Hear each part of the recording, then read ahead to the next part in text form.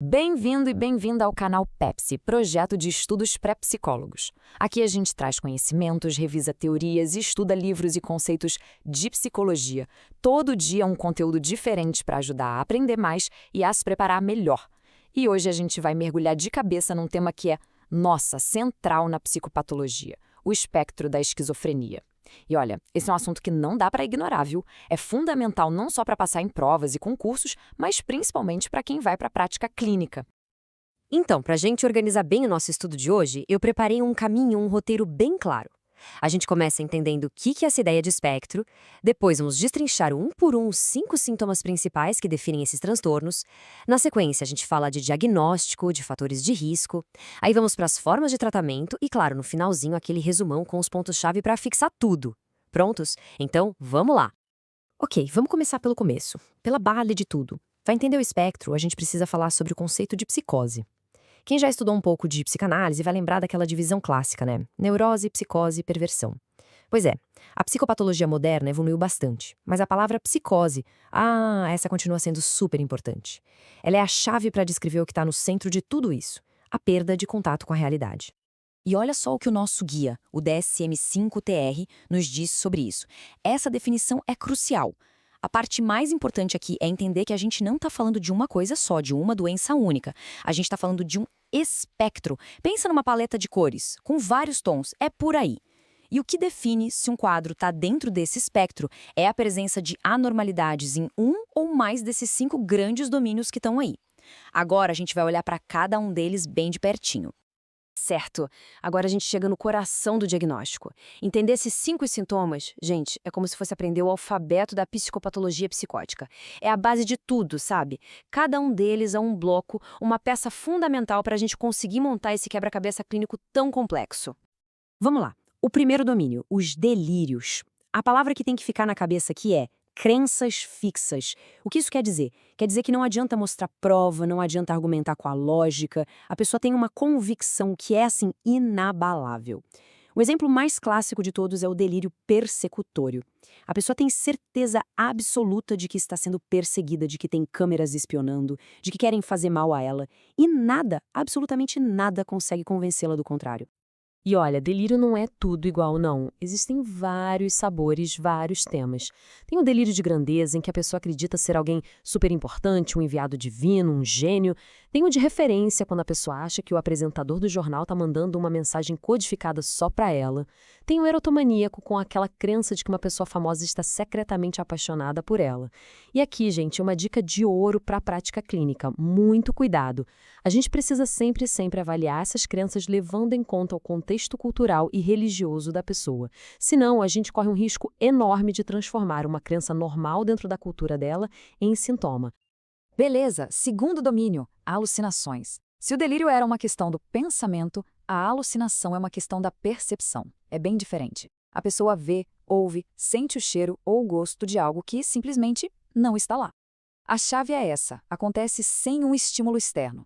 E para a pessoa que está vivendo aquilo, não é imaginação não, é 100% real, vívido, claro. E no caso da esquizofrenia, o tipo mais comum de longe são as alucinações auditivas, o famoso ouvir vozes. Vamos para o terceiro domínio, que é o pensamento desorganizado. E como a gente percebe isso? Principalmente pela fala.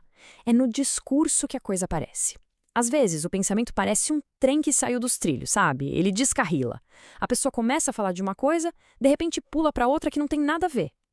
Outra forma é a tangencialidade. A gente pergunta que horas são e a pessoa responde sobre o tempo. A resposta toca na pergunta, mas nunca chega ao ponto. E no extremo, a gente tem o que se chama de salada de palavras, que é exatamente o que o nome diz. Um amontoado de palavras sem conexão nenhuma, totalmente incompreensível. O quarto domínio é sobre o comportamento motor, que pode ficar, como o manual diz, grosseiramente desorganizado ou anormal. O extremo disso é um quadro chamado catatonia. E clinicamente isso é algo que impressiona muito.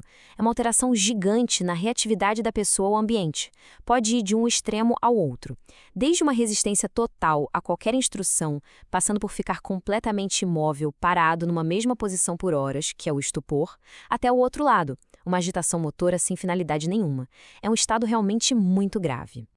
E chegamos ao quinto e último domínio, os sintomas negativos. Pessoal, atenção máxima aqui, porque isso é muito, muito importante e costuma gerar confusão. Pensa assim, os 4 primeiros sintomas que a gente viu são chamados de positivos. Não porque são bons, mas porque eles acrescentam uma experiência que não deveria estar ali, como um delírio ou uma alucinação. Já os sintomas negativos, eles tiram alguma coisa. É a ausência de algo. A expressão emocional diminui, o rosto fica meio congelado sem expressão, a fala fica pobre e talvez o mais devastador de todos seja a avolia, a perda da vontade, da iniciativa. A pessoa simplesmente não tem mais energia para fazer as coisas, para ir atrás de objetivos. É um dos sintomas que mais causa prejuízo na vida da pessoa. Pronto. Agora que a gente já entendeu os tijolinhos que formam o diagnóstico, vamos dar um passo para trás e olhar o quadro completo. Afinal, quem é mais afetado por esses transtornos? Como eles se desenvolvem? E quais são os fatores de risco? Vamos ver isso agora. Olhando assim, de 0,3 a 0,7% pode até parecer um número pequeno, né? Mas vamos colocar isso em perspectiva. Numa cidade com 1 milhão de pessoas, isso significa que a gente está falando de algo entre 3 mil e 7 mil pessoas vivendo com esquizofrenia. Ou seja, não é, de forma alguma, um transtorno raro. E o impacto que ele causa na vida da pessoa, da família, da sociedade como um todo, é gigantesco. E uma coisa interessante é como o desenvolvimento do transtorno costuma ser diferente entre homens e mulheres.